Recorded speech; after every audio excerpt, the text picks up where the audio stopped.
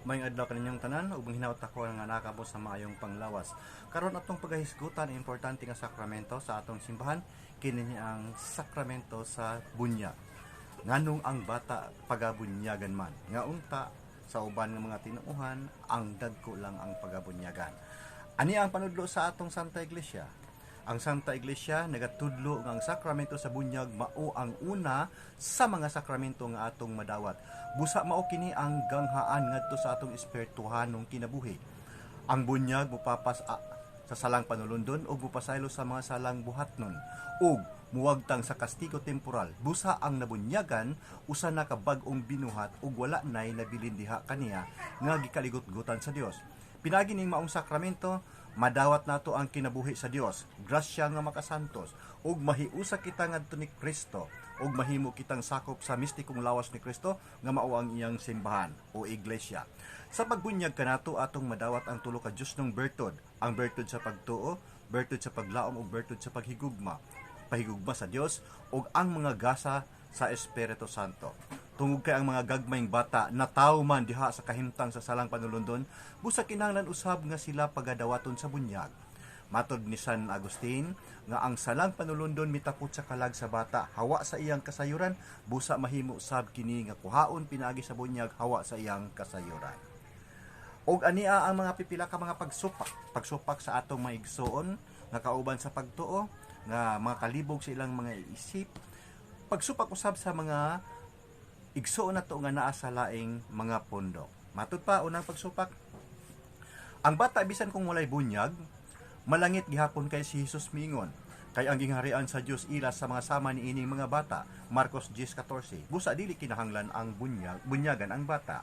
Ikaduhang pagsupak, si Jesus mingon, isang niyaw kining maayong balita, ang mutuog magpubunyag maluwas. Marcos 16:15 ngadto sa 16. Busa sa dili pa bunyagan, walihan una og patuohon. Ang mga gagmayng bata wala pay pagtuo og dili pa makasabot sa wali, busa dili angay nga bunyagan. Ikatulong pagsupak, ang tagsa-tagsa kaninyo kinahanglang maghinulsol og magpabunyag. Buhat 2:38.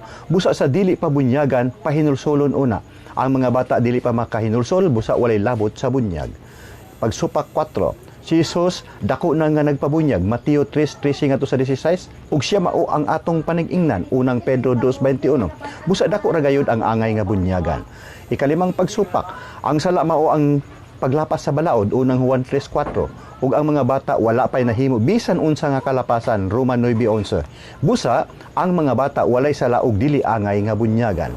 Pagsupak 6, dili tinuod nga ang bata dunay salang panulundon. Ang anak dili mag-anto sa sala sa iyang amahan, Ezekiel 18:20. Ikapitong pagsupak, ang formula nga gamiton sa pagbunyag mao ang ngalan ni Jesus ug dili sa ngalan sa Ama, sa Anak ug sa Espiritu Santo. Busa misugo siya nga bunyagan sila sa ngalan ni Jesucristo. Buhat 10:48. Ikawalong pagsupak, ang paagi sa pagbunyag pagtusmaw kun immersion ra gayon. Tungod niini sa pagbunyag kanato gilubong kita uban kaniya. Roma 6:4. Ug karon atong tubagon ang mga pangutana. Ani ang atong mga tubag? Ang mga bata apil sa plano sa Dios sa kaluwasan, kay kabubuton sa Dios nga ang tanan tawo maluwas ug mahitbalo sa kamatuoran. Unang Timoteo 2:4.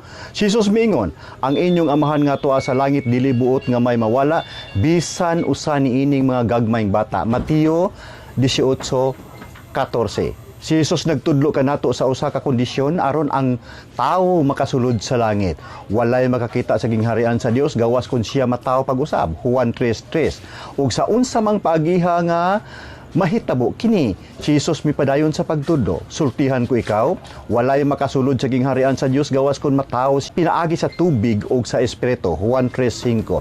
Gipasabot kanato ni Jesus nganong kinahanglan nga ang tawo matawo pag-usab pinaagi sa tubig ug espiritu. Ang gianak sa tawo, tawo usab, ug ang gianak sa espiritu, espiritu usab. Juan 3:6. Ang bata nga gihimugso nining kalibutan na gianak sa tawo, busa tawo usab.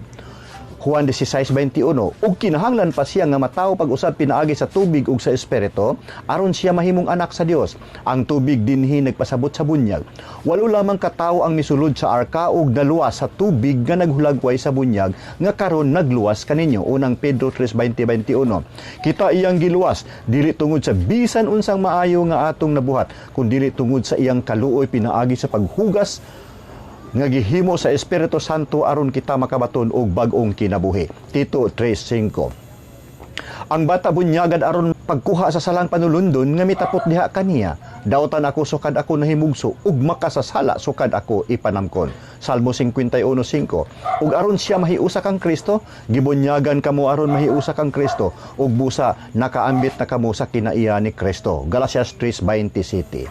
Ang kasaysayan sa unang mga Kristohanon nagtug-an kanato nga apil ang mga gagmayng bata sa bunyag. Si San Irenaeus nga tinun-an ni Policarpio nga tinun-an ni San Juan Evangelista miingon, si Kristo mianhi aron pagluwas sa tanan pinaagi kaniya, ang tanan na tawo pag-usab na bunyagan diha kaniya masuso og mga gagmayng bata, mga batan-on og mga tigulang.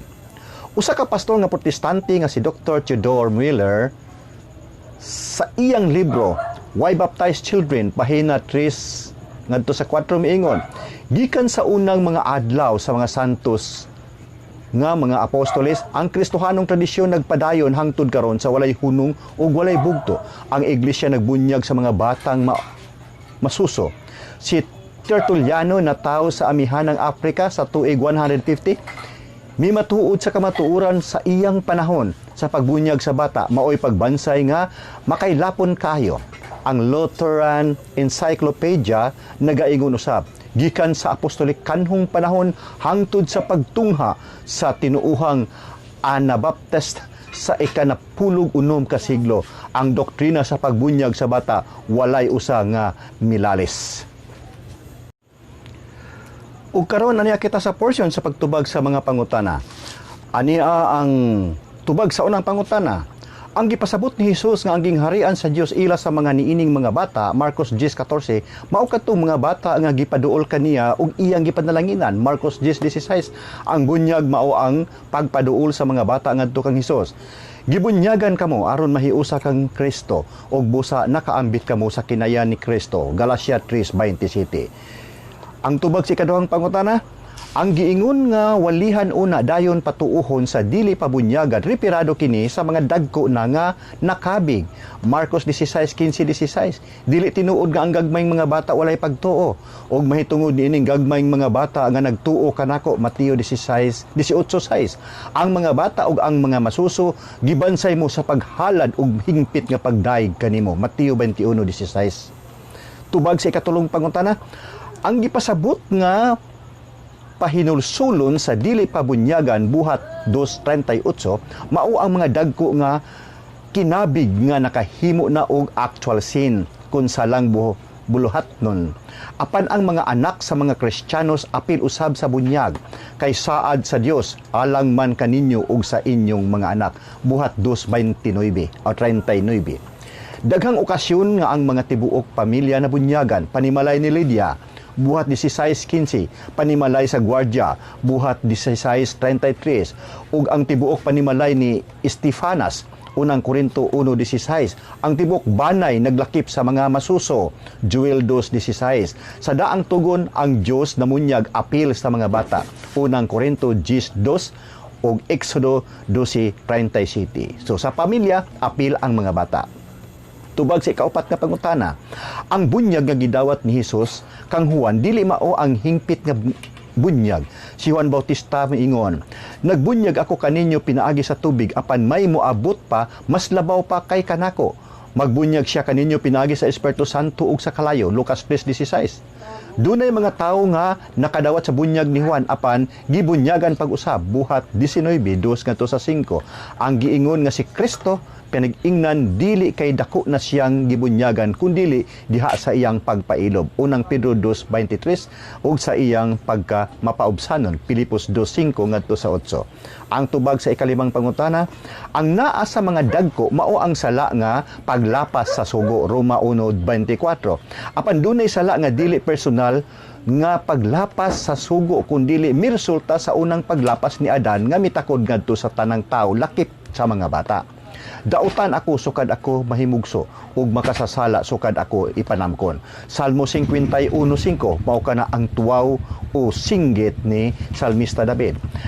Nakasulod sa kalibutan ang sala pinaagi sa usa ka tawo ug ang sala na nagdalag kamatayon. Busa mi kaylap ang kamatayon ngadto sa tanang katawhan kay nakasalaman ang tanang tao. Roma 5:12. Ani ang tubag sa kauno mga pangutana. Mahitungod sa personal nga kadautan sa sala, ang mismo nga amahan nga maoy naghimo maoy manubag Ezekiel 18:20. Apan ang negative effect kung kadaot nga resulta sa iyang sala mutakod kini ngadto sa iyang mga anak. Nakasala ang among katigulangan ug nangamatay sila ug kami ang naganto sa silot sa ilang mga sala. Lamentaciones 5:7. Ang tubag sa ikapitong pangutana, ang bunyag sa ngalan ni Jesucristo nagkahulugan og pinaagi sa gahom ug mando ni Hesus tungod kay ang ngalan nagpasabot man og gahom kun awtoridad. Ug si Pedro miingon, wala ako'y salapi o bulawan. Apan hatagan ko ikaw ni ining ania kanako sa ngalan ni Jesucristo nga Nazaretnon. Lakaw. Buhat 3:6. Unsa bang gahuma ang anaak kaninyo? O kinsa mang ngalan ang gigamit ninyo, buhat 4:7. Gigamit usab kini aron pagpalahi sa bunyag ni Juan, buhat 19:1 ngadto sa 5. Apan ang pulo nga gamiton kadtong gitudlo ni Hesus ug bunyagi sila sa ngalan sa Amahan, sa Anak ug sa Espiritu Santo, makita diya sa Mateo 28:19. Ang tubag sa ikawalong pangutana, dili kay pagtusmaw ra gayud ang paagi sa pagbunyag. Gitagna nga ang pagbisbis og tubig makapasaylo sa sala. Ezekiel 36:25. Ug ang bunyag mao ang paghindo sa sala diha sa bag-ong tugon. Hebreo 10:22. Gisgutan usab nga ang pagbubo sa tubig ug sa espiritu makahinlo sa atong mga kalapasan sumala ni propeta Isaias 44:3. Si Saulo gibunyagan sulod sa balay, diin walay sapa o dagat, buhat 9:16 ngadto sa 18.